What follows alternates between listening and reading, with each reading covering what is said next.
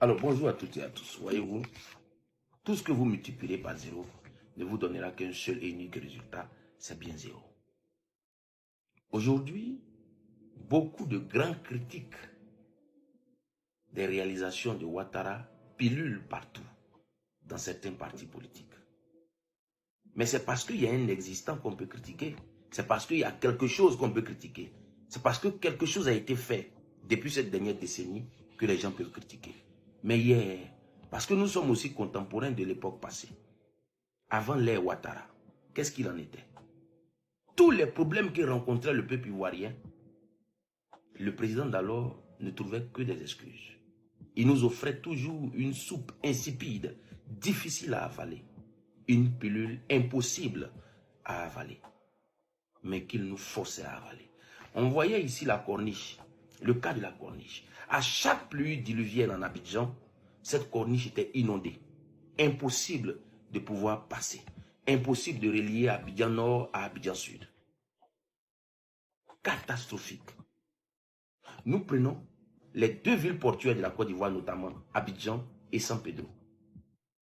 Le moindre mot, c'était de relier ces deux villes en minimum 10 heures de temps, je n'exagère pas.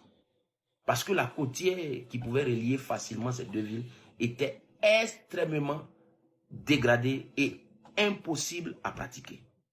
Cette même côtière a été entièrement réhabilitée.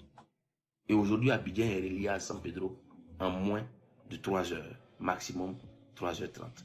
C'est de là d'où on vient. Et c'est là-bas qu'on ne veut plus retourner. Et là-bas, qu'est-ce qu'on nous servait? C'était que du verbiage, que des discours, mais jamais des actions. Le monsieur d'alors qui dirigeait la Côte d'Ivoire est enseignant de profession, mais les plus grands perdants à son époque ont été les enseignants du primaire, du secondaire et les universitaires. Ils ne viendront pas me dire le contraire. C'est les plus gros regrets. Eux qui pensaient que leurs conditions allaient s'améliorer parce qu'un des leurs avait atteint la magistrature suprême. C'était mal connaître, n'est-ce pas, les réformateurs. Je suis un homme de l'Ouest et je parle. Je parle. Je suis jeune et je parle. Cette jeunesse suiviste, moutonnière, je ne m'inscris plus dans cette jeunesse. Parce que plusieurs jeunes ont pris conscience, ont compris, ont appris. Et avec ce que nous voyons sous les Ouattara, on n'est plus prêt à retourner où on était.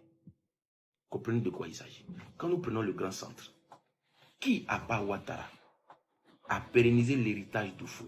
C'est-à-dire, il a refait toutes les voiries de Yamoussoukro. Mais quand on dit voirie de Yamoussoukro, ce n'est pas les 2 fois 1 voie. C'est les 2 fois 3 voies, des grandes voies qui ont été entièrement réhabilitées. Aujourd'hui, Yamoussoukro est relié directement à Sakassou. C'est-à-dire, la ville, peut-être que ça vous échappe, mais la ville d'Oufoué est reliée au royaume baoulé. Regardez la pensée. Or, à l'époque, on tourne pour aller à Sakassou, en passant par Yamoussoukro, on était obligé de passer par Bouaké. Mais aujourd'hui, à partir de l'autoroute, à partir de Yamoussoukro, on relie directement Sakassou. Voici la vision dont je parle. Et c'est ce qu'il faut reconnaître. Et nous devons sortir donc de cette politique régionaliste qui nie systématiquement tout ce que l'autre fait de bien parce qu'il n'est pas de notre région. Et qui reconnaît en bien tout ce que l'autre fait de mal parce qu'il est de notre région. Sortons de cela. Sortons de ces sentiers battus. Je vous remercie.